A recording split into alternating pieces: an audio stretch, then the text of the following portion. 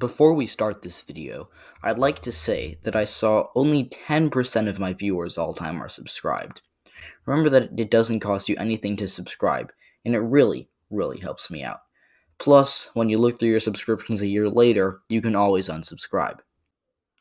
I'd also like to let you know that 10% of the proceeds from this video are going to St. Jude's Children's Hospital, so if you could share this video with a friend as well, that would be much appreciated. Hey guys, in this video, I will be attempting to make a new series, and if it goes well, I will possibly continue. No promises. Tell me what you think in the comments below, and I'll revise accordingly. The format of these types of videos are subject to change, so your comments will have a huge impact on what I'm doing. First of all, if you came to this video looking for jokes about marrying your family members, well, you're not going to get them, because I'm not clever enough to make them up. Now, seriously, to be fair, these stereotypes are mostly untrue, and according to the World Population Review, Alabama isn't even the most inbred state in the country. That title goes to Washington, which is actually where I was born. Moving on. Alabama is located in the center of the Deep South, a region that consists of Louisiana, Mississippi, Alabama, Georgia, and South Carolina. It gets its state nickname from its location, the heart of Dixie. The state itself has 67 counties, which is tied for 20th most with Pennsylvania and Florida. Anyways, Alabama has around 60 miles of coastline, and it's all along the Gulf of Mexico. Alabama's longest borders with Mississippi, although Georgia is close, and it really comes down to this little thing. We'll get started with the dry facts. Alabama is the 30th largest state in America by land, and 24th in terms of population, meaning it is more densely populated than sparsely populated. 65% of people who live in the state are white, 27% are black, and 8% of people fall under the other category. The average Alabaman lives to be 75 years old, and the GDP per capita is $41,000. That means that per average, Alabamans are poorer than 90% of the rest of the United States. The total economic output of Alabama amounts to over $228 billion, the 27th largest in the U.S. Now, why is it this way? Let's talk about history. The Spanish were the first to settle Alabama, and they did so in the 1540s. They didn't do too much here, so when the French came in 1702, they saw free real estate and created the first settlements in state's history, Old Mobile, which is, as you can probably guess, where Mobile is today. The French had control of the region until 1763, and it was part of a larger area that they called La Louisiane. Alabama shifted into British hands afterwards, when they beat France in the 7 Years' War, so Alabama became part of British West Florida until 1783, where Alabama was split in half between the new country called the United States, which you'll probably hear more about later, and Spain. I'd also like to mention briefly that in 1810, the two southernmost Alabama counties, Mobile and Baldwin, became part of a country called the Republic of West Florida, but that didn't last long. This was mostly because America had destiny to manifest, and they decided it would be cool to just, take all of Alabama for themselves. And they did so in 1813.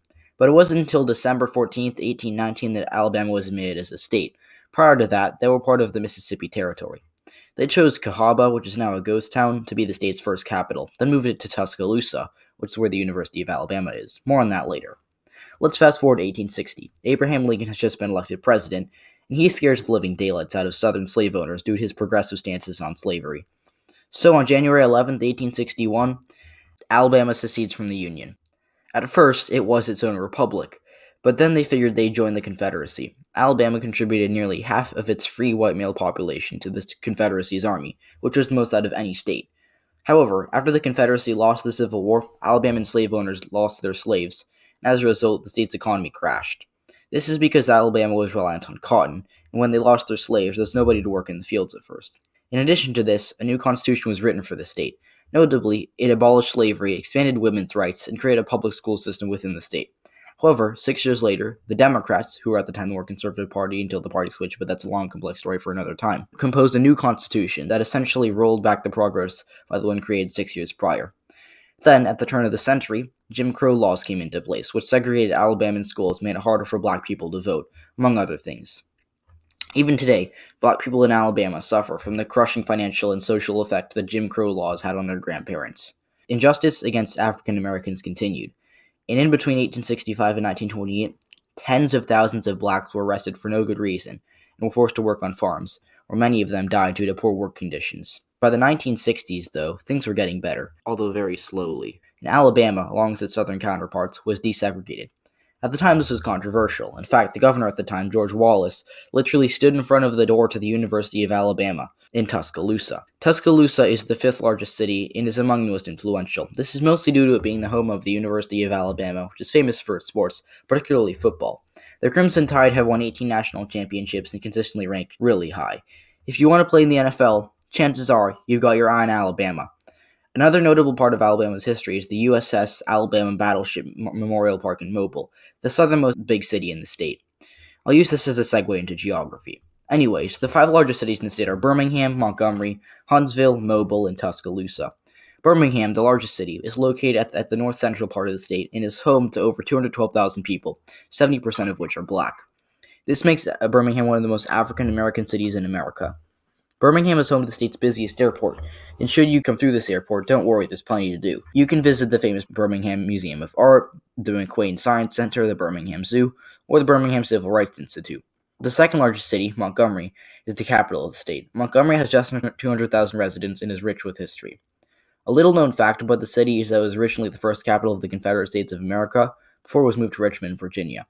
Huntsville, on the other hand, is easily the most influential northern city. It is surrounded by beautiful, lush green forest that makes it feel very isolated.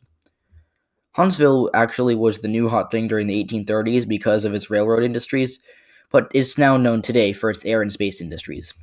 Most people don't know this, I certainly didn't before doing research for this video, but Huntsville was actually the place where scientists tested the Saturn V rocket that ended up sending men to the moon for the first time ever. Now, our next city, Mobile, is kind of geographically speaking at least the opposite of Huntsville. It is on the southern tip of the state and is much more well known, mostly because of its sports history, particularly baseball. It is home to the third most MLB Hall of Famers, behind only Los Angeles and New York. That's pretty incredible when you think about it, because of how small it is relative to these giant cities. I mean, literally. Mobile only has around 190,000 people, whereas the LA metro area is home to over 12 million, and New York has 19 million residents. And by the way, there are 5 MLB Hall of Famers from Mobile, meaning that if they all live in the city today, one roughly 38,000 residents would be baseball superstars. So I guess you could say that Mobile has the most MLB Hall of Famers per capita of any city. Then there's Tuscaloosa, which is similar to Mobile, famous for its sports. As I mentioned, it is home to the University of Alabama, which always seems to play in the college football playoff. They also are sometimes good at basketball. I mean, this year they're the 5th best team in the country, but this was one of their better seasons. Anyway, speaking of seasons, we should really move on to climate. Alabama is a pretty moderate state in terms of temperature, with the average Alabama day being a little less than 70 degrees Fahrenheit. Now, you might expect that the hottest part of the state would be as far south as you can go, because the closer you get to the equator, the hotter it gets, and based on my calculation, this area is closer to the equator than this area, but for the most part, this actually isn't true. You see, although it will get really sunny down there, it doesn't feel as warm because your body temperature is being alleviated by the winds coming from the neighboring Gulf of Mexico. So what's the hottest part of Alabama? Probably somewhere around here. This is because while it's still pretty southern relative to the rest of the state, it doesn't really border any significant bodies of water that could cool it down. The coolest part of the state is in the north. Even though they don't get a ton of rainfall, the higher altitudes make up for that. Temperatures in the north range, on average, from 55 to 65 degrees, which is pretty nice when you think about it. Now, let's say, hypothetically speaking, you rip off a piece of tinfoil, and then crumple it up and then uncrumple it. So you know how when you uncrumple something, it always looks good on one side, then weird on the other side? And I'm not bringing this up because it's a pet peeve of mine, which it is, but it's mostly because that's kind of what Alabama is. It's pretty flat until you get to the northeast, which can be pretty mountainous. That's also where it gets the coldest, so make of that what you will. And of course, as you can probably expect, the flattest part of the state is near Mobile and surrounding southern areas. Speaking of flatlands, Alabama has a lot of farms. A lot. In fact, nearly 9 million acres of Alabama land is occupied by farms. And then there are 43,000 farms in total in the state, meaning that nearly 1% of Alabamans own a farm. And while that may not sound like a lot, that's 1 in 100 people, which is a lot when you think about it. And, really, there are probably a lot of people watching this video who have 100 people in their grade or whatever. Think of one kid having a farm to their self. That's a reality I don't want to live in. Anyways, maybe I'm atrocious at getting my point across, but that's a lot of people, okay? Other than farms, per Wikipedia, these are the 20 largest employers. Now, a few highlights are education. You can see the University of Alabama, Birmingham, not to be confused with the University of Alabama, Tuscaloosa. Tuscaloosa is the one that's good at football. The Mobile County Public School District, Auburn University, Birmingham City Schools, Huntsville City Schools, the Jefferson County Board of Education, then the University of Alabama, Tuscaloosa. There's also a few bigger corporations like AT&T, Boeing, and Walmart. Speaking of Walmart, there are 144 Walmarts throughout the state, meaning that there are 0.0004 Walmarts per capita in the state. Nice. Anyways, what is Alabama best at? First of all, an honorable mention goes to Sweet Home Alabama, the song, because if I wrote a song called Sweet Home California, I can guarantee you that no one would listen to it. So there's that. Just to put that out there, pop culture is an honorable mention. Number 3, being literally the most southern state. This isn't really an accomplishment or anything, or maybe it is, but this is literally what everyone thinks of when they think of Alabama. Number 2 is Saturn V being built in Huntsville, which I honestly did not know, like I said, until I did research for this video. And number 1 is definitely college football. I mean, it's hard to find any team in any sport ever that has been as consistently dominant as Alabama. As I mentioned earlier, the Crimson Tide have won 18 national championships, which is crazy. The Crimson Tide aren't the only red team on a streak in Alabama, though, because the Republican Party is giving them a run for their money.